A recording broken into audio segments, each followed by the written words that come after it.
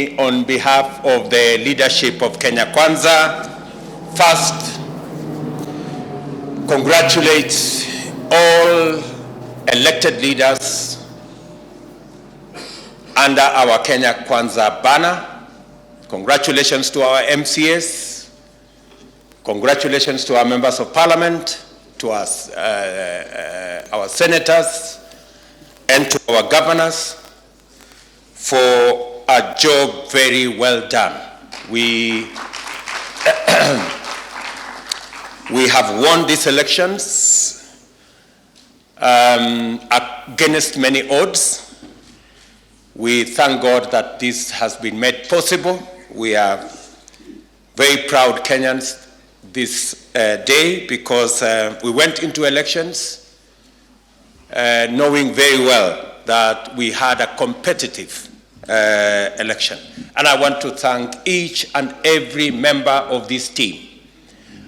I know many of you made huge sacrifices.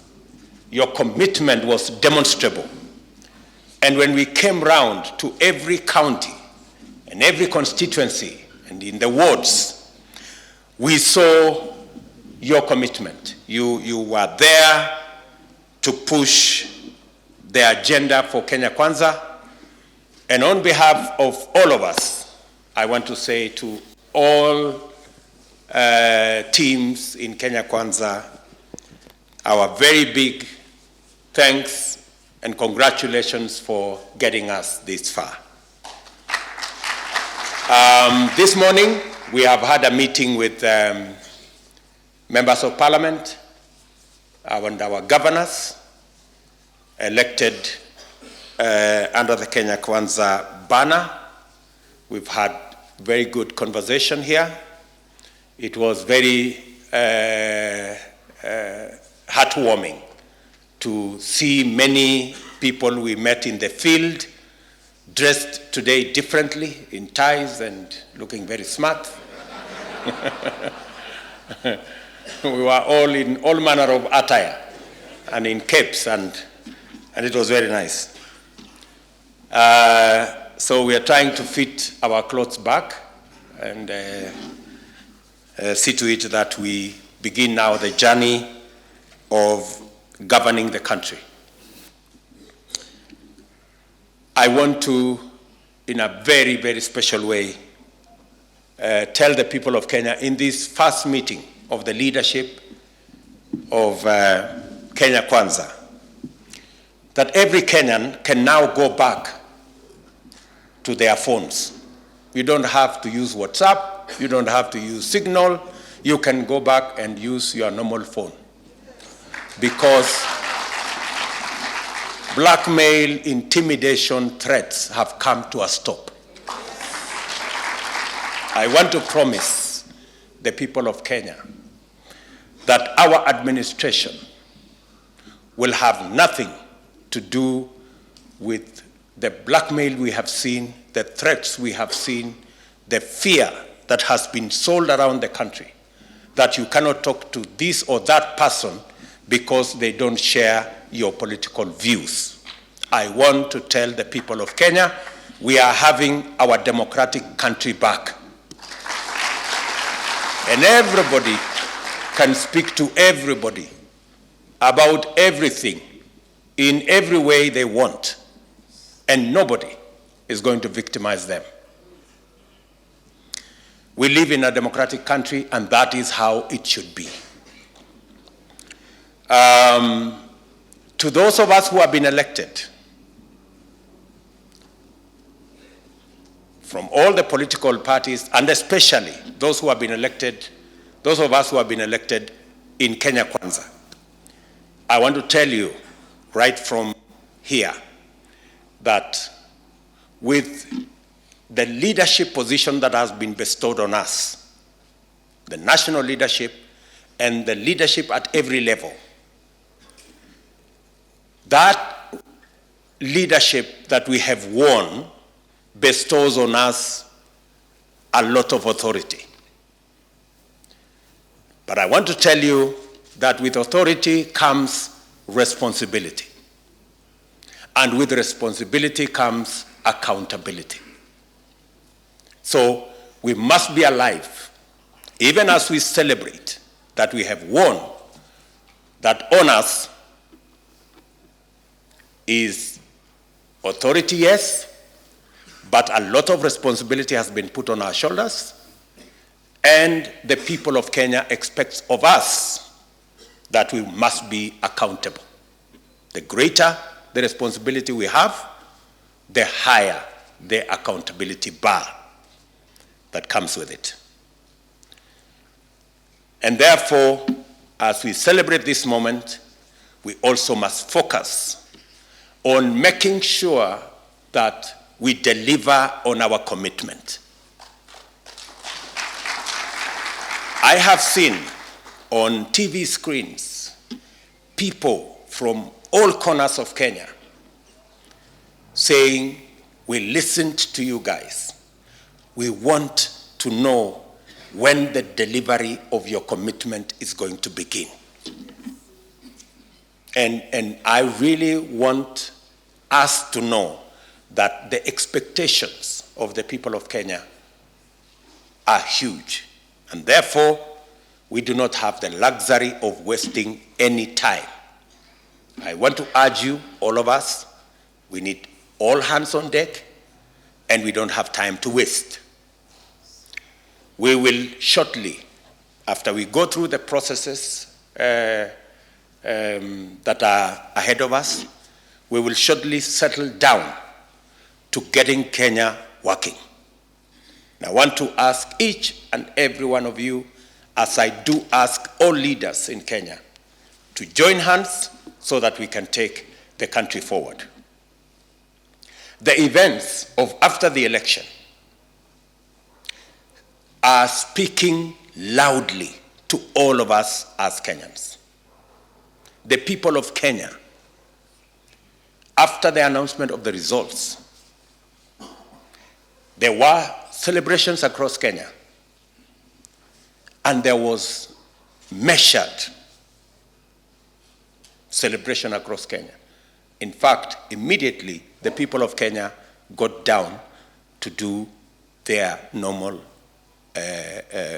what they do normally, sending a very clear signal to us as leaders that they want us to take the country to another level. The people of Kenya have come to appreciate that there was an election, and they have come to appreciate that there were people who were chosen as leaders. There were others who were assigned other responsibilities. So I want to say that this afternoon to ask all of us as leaders in Kenya to learn from the people of Kenya who have settled on the issues. They now want us to deliver on the commitments that we gave the people of Kenya. And I want to say to this team that we do not have the luxury of time to waste. We must get on, roll up our sleeves, tighten up our belts, pull up our socks, and begin the process of delivery of our commitments to the people of Kenya. The people of Kenya have not only spoken that loudly on the unity of the nation. In 2013, the government that won in 2013, we had 25% in 31 counties. In 2017, we had 34 counties. We got 25% in 34 counties. This year, we even have a broader mandate because we have won 25% in 39 counties.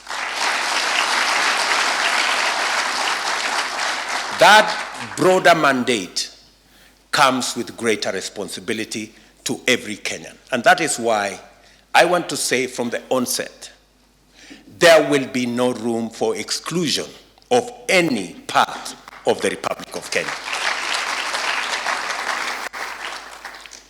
We are going to govern in a manner that makes sure that no part of Kenya is left behind. No sector of Kenya is left behind. No community of Kenya is left behind. We're going to move together as a nation because the people of Kenya are already telling us that we need to change the politics of our nation and eliminate ethnicity from the equation of the leadership or governance of the Republic of Kenya. And that is, we are going to obey those instructions from the people of Kenya. With that expanded mandate, as I said, comes responsibility, which we must account for, and I will be leading this team in making sure that not only Kenya is united, but the delivery of government business is going to be to every part of the Republic of Kenya, making sure that if we move together, we can actually achieve more than by getting divided. And in so doing, let me just say two very important things. Number one, because we intend to deliver as a government, the public service is going to be a very important tool in the delivery of government programs and government services. And I want to commit right from the beginning that public service will be professional, and I expect that the public service will serve Kenyans equally without any preference to tribe, communities, or any preference to political affiliations. Public servants across the board, all the way down to the chiefs and their assistants, we will be expecting them to serve Kenyans equally, without favoring people because of their political affiliation. I am asking all public servants who have been forced to take political positions in the just concluded elections to step back and be professional public servants, carry out their mandate professionally, and serve all Kenyans equally. Political business will be carried out by political actors. Political parties must organize themselves and organize their structures to run their politics. I am sorry, members of the political administration, members of the provincial administration, public servants will not be available to carry out political work for any political party. It is the only way we can have a government that delivers. Political parties, including ours, must run their own political activities and look for their own people, errand men and women, to run their politics. Members of the provincial administration, public servants, will not be available to do any political work for any political party. We want them to remain independent, to work for all Kenyans, irrespective of which party they belong to, or which community they come from, or what region they come from. That is how we are going to bring Kenya together. And therefore, I am sending my commitment to public servants that their jobs are protected, their jobs are secure, they don't have to participate, they don't have to take political sides. Politicians and political actors will do that. They should serve Kenyans equally, irrespective of whatever political affiliations we have. Let me also say that going into the future, our government must be accountable. We will shortly be taking steps to make sure that we run a transparent, democratic, but accountable government. And we have discussed here with these legislators and members of both the Senate and the National Assembly that we will be looking at the standing orders. It has not been possible for cabinet secretaries to be interrogated by the legislature. Some members of parliament have been answering questions in parliament. We do not think that is the right thing to do.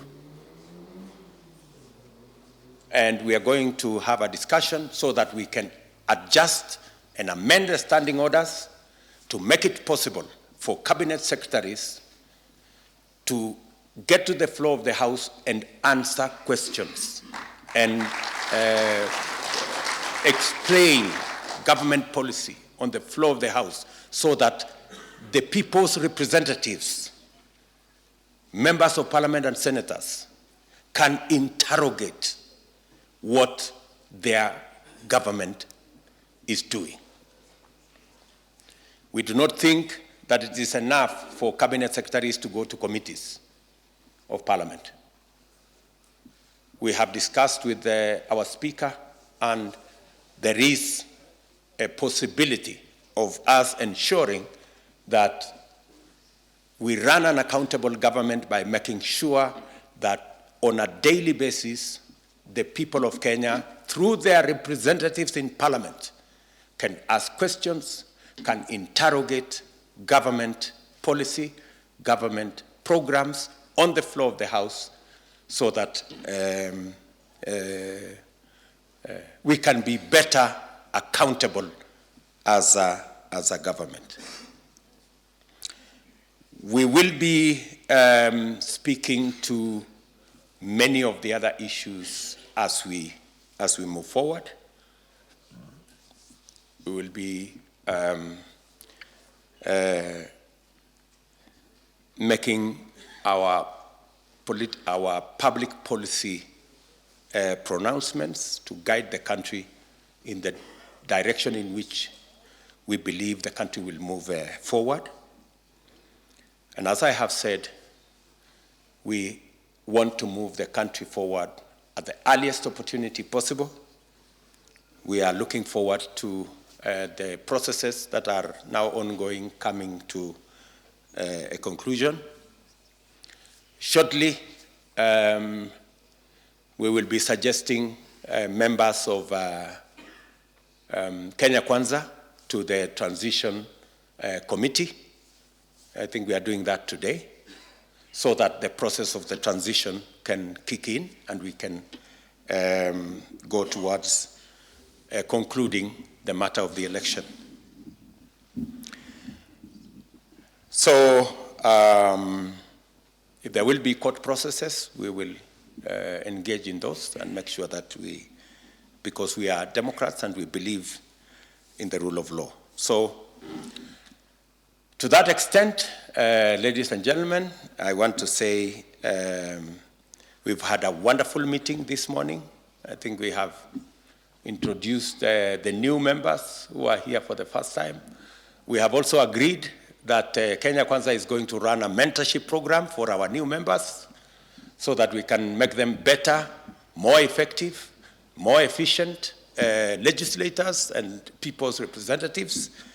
And we can better train them to be able to appropriate their responsibilities of oversight, their responsibilities of legislating, and their responsibilities of representation.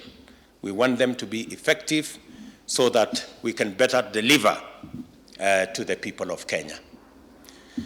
So with those many remarks, I think we have also agreed on other internal matters, on what priorities we are going to work on. We have also agreed on other political manenos, which we are going to engage in and move forward together.